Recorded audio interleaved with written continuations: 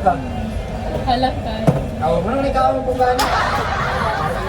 Mura magagato'ng pampaputi, kinayan ako. Mali. Oh, no! Deserve mo yan.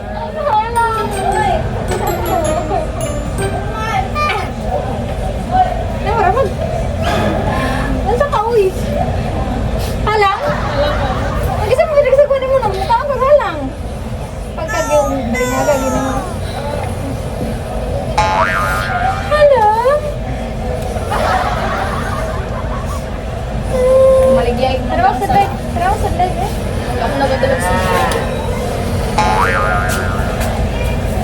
What are you doing?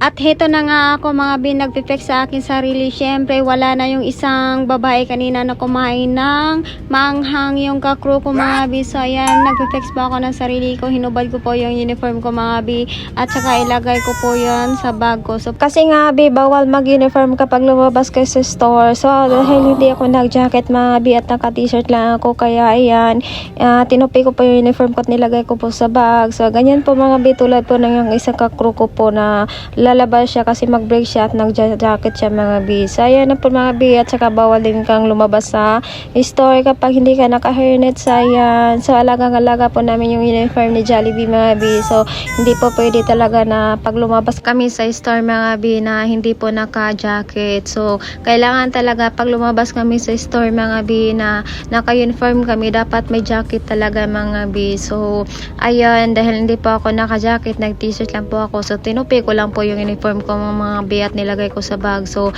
thank you po sa panonood.